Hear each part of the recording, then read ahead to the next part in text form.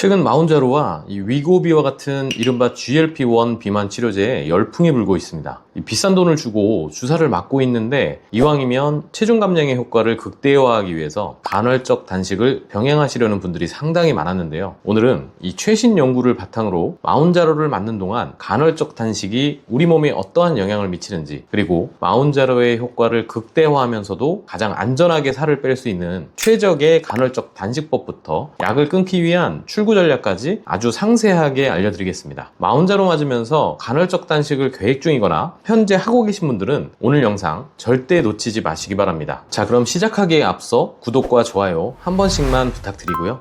바로 시작하겠습니다.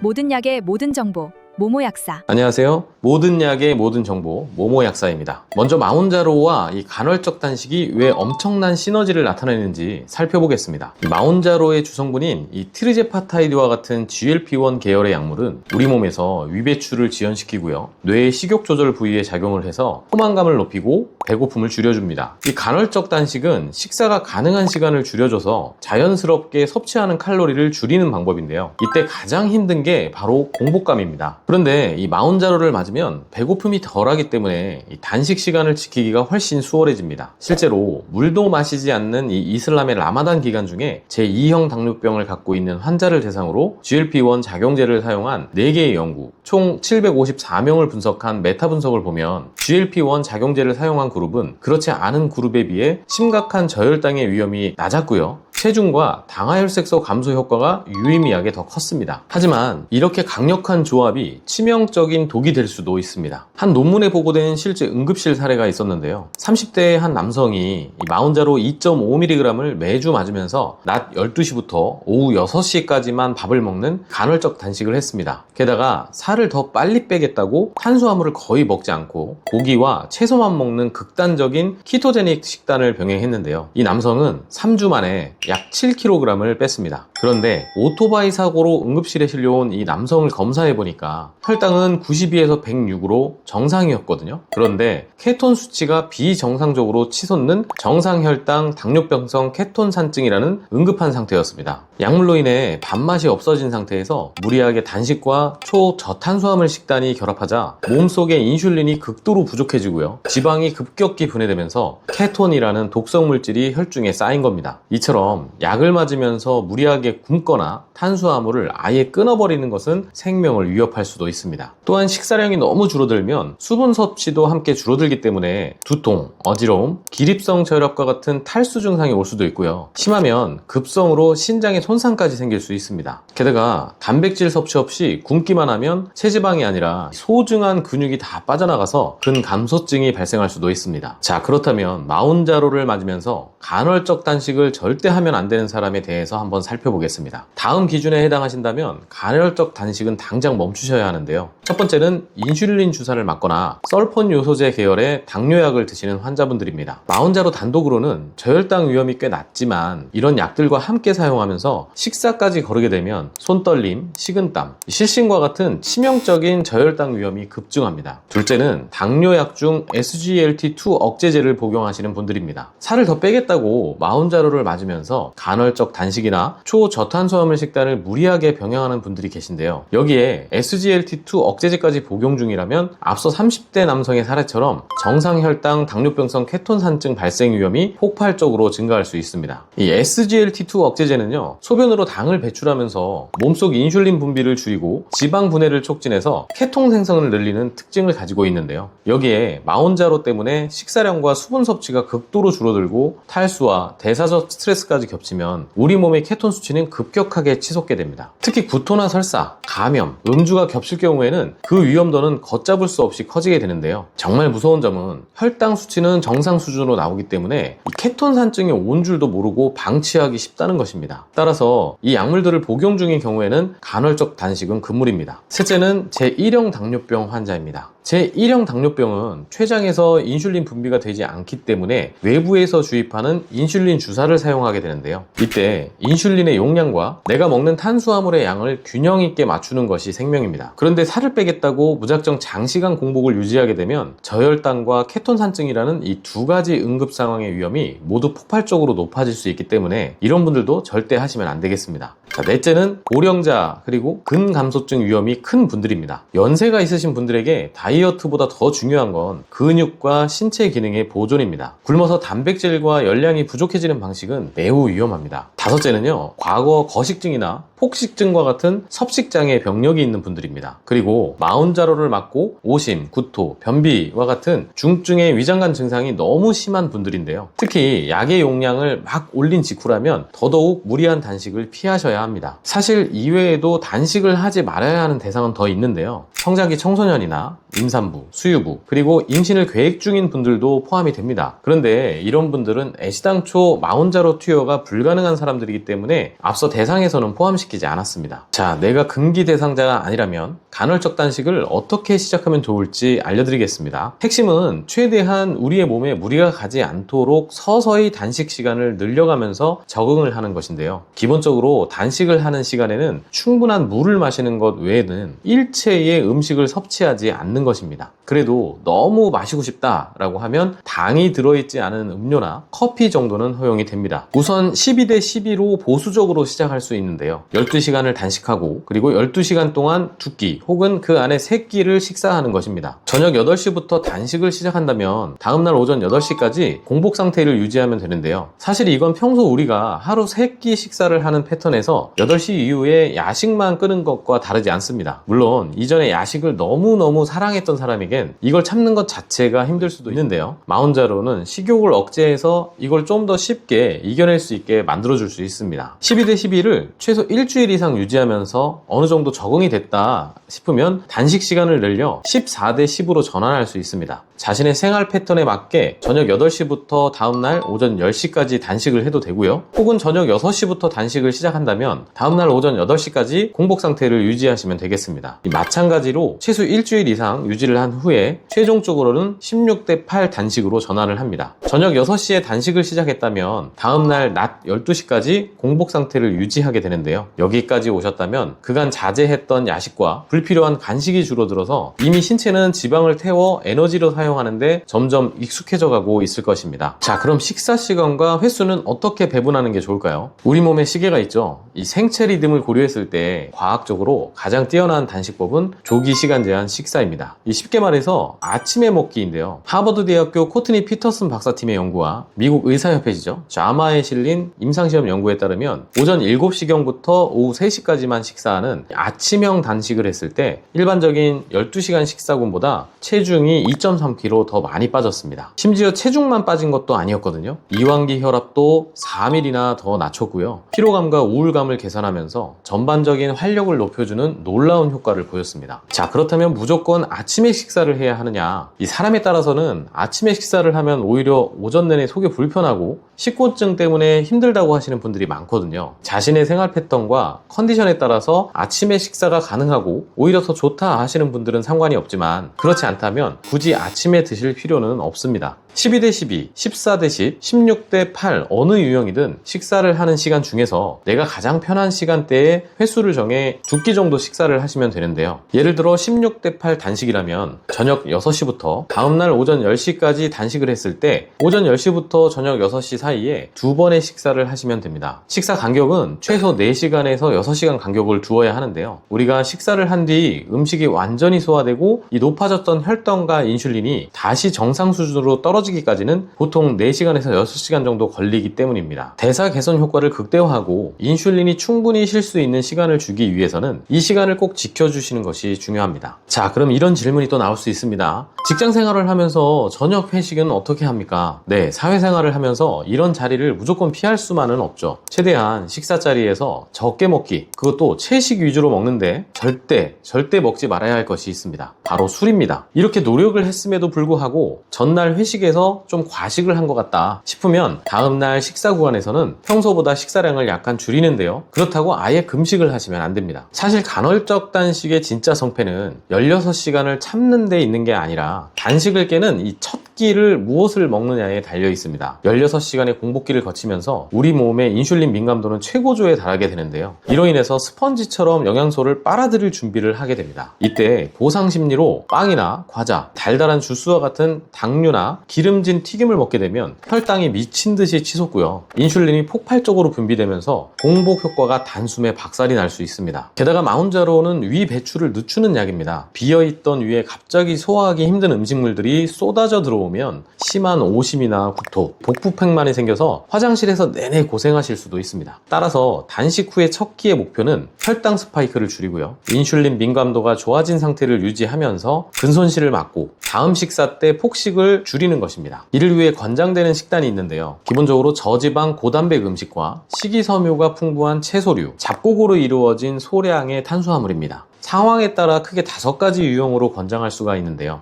첫 번째는 가장 무난한 기본식입니다. 잡곡밥 반 공기, 계란 2개, 두부 반모, 미역국, 나물, 김치 조금, 김으로 구성을 할 수 있는데요. 혈당을 안정화시키고 포만감을 주면서 단백질도 확보할 수가 있습니다. 특히 메스꺼움이 있는 분들은 고기보다는 두부나 이 계란처럼 부드러운 단백질이 더 편할 수가 있습니다. 두 번째는 근손실을 예방할 수 있는 고단백식입니다. 이 잡곡밥 3분의 1에서 반 공기, 생선 한 토막, 계란 1개, 두부 또는 콩자반, 데친 채소나 된장국으로 구성합니다. 기본식에 비해서 상대적으로 단백질의 함량을 조금 더 높인 구성인데요. 평소 근손실 정도가 높은 분들에게 추천이 될 수 있습니다. 세 번째는 이 평소 소화불량이나 더부룩함 때문에 속이 불편하신 분들에게 권장되는 식단입니다. 흰살 생선이나 닭의 안심, 순두부나 연두부, 애호박, 버섯, 시금치와 같은 데친 채소, 여기에 밥 3분의 1공기, 그리고 맑은 국으로 구성합니다. 특히 이런 소화기 불편감이 있으신 분들은 이 기름진 고기나 튀김, 매운 찌개 종류는 이 시기에는 무조건 피하시는 것이 좋습니다. 자, 네 번째는 변비 예방식입니다. 마운자로 때문에 변비 증상이 심하신 분들은 이 식이섬유만 늘리고 물을 충분히 마시지 않으면 오히려 더 불편할 수가 있는데요. 그래서 식이섬유와 수분은 반드시 같이 챙겨야 합니다. 이 잡곡밥 반 공기 또는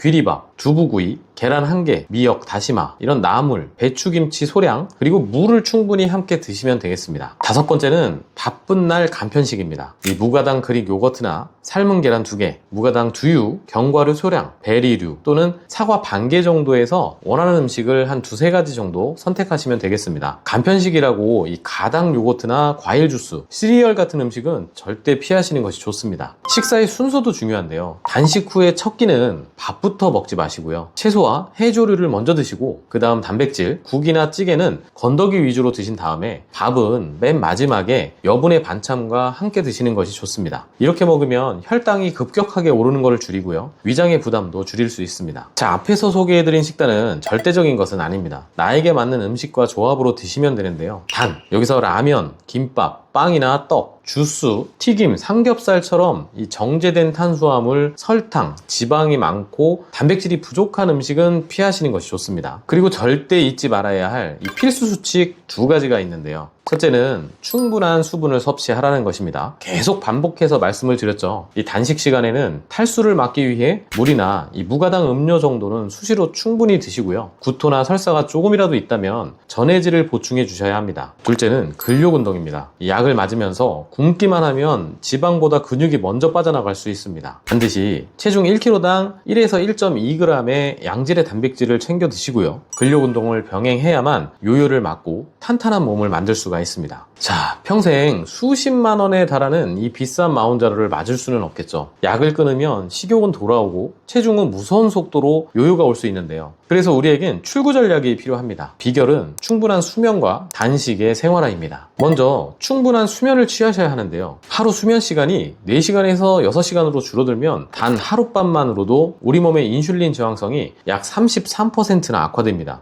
잠을 못 자면 혈당이 오르고요. 살이 빠지지 않습니다. 스트레스 호르몬인 코티솔 관리도 필수적입니다. 그리고 약물과 라이프 스타일의 하이브리드 전략을 세워야 하는데요. 처음에는 마운자로의 도움을 받아서 초기에 식욕을 강하게 잡고 체중을 뺍니다. 그 기간 동안 오늘 배운 16대8 간헐적 단식, 건강한 첫 끼, 그리고 근력 운동을 내 몸의 습관으로 만드시기 바랍니다. 대사 유연성이 회복되면서 점차 약의 용량을 줄이거나 끊을 수도 있습니다. 많은 연구에서 이 간헐적 단식은요, 일반적인 칼로리 제한식과 비교했을 때 체중 감량과 심혈관 위험 인자의 개선 효과가 거의 비슷하거나 훌륭하다고 보고하고 있습니다. 즉 나중에는 약 없이 간헐적 단식이라는 강력한 무기로 요요 없이 건강한 체중을 유지할 수도 있다는 뜻입니다. 오늘 내용의 핵심을 정리해 드리겠습니다. 마운자로와 간헐적 단식의 시너지는 매우 뛰어나지만 이 초저탄수화물 식단과 무리한 단식은 케톤산증이나 근손실과 같은 독이 될 수도 있습니다. 무리하지 마시고요. 12대12 단식부터 시작을 해서 16시간 공복으로 현실적인 일정을 찾는 것이 권장됩니다. 단식을 깨는 첫 끼는 당류는 피하고요. 계란, 두부, 아보카도와 같은 양질의 음식으로 시작하셔야 위장이 편안해질 수 있습니다. 그리고 물 많이 마시기, 단백질 섭취, 근력운동, 충분한 수면, 이 4가지가 마운자로를 졸업하고도 건강한 몸을 유지할 수 있는 비결입니다. 그리고 정말 중요한 것, 단식을 하다가 이 식은땀, 어지러움, 심한 허기가 온다면 저혈당 신호일 수도 있습니다. 또한 등으로 뻗치는 극심한 복통이나 지속적인 구토가 있다면 이 췌장염이나 담낭의 문제일 수도 있으니까요. 이때는 즉시 단식을 중단하고요. 사탕이나 주스로 당을 보충하고 바로 병원으로 가보셔야 합니다. 오늘 제가 알려드린 이 안전하고 현실적인 가이드가 여러분의 건강한 다이어트 여정에 큰 도움이 되셨으면 좋겠습니다. 지금까지 모모 약사였습니다. 감사합니다.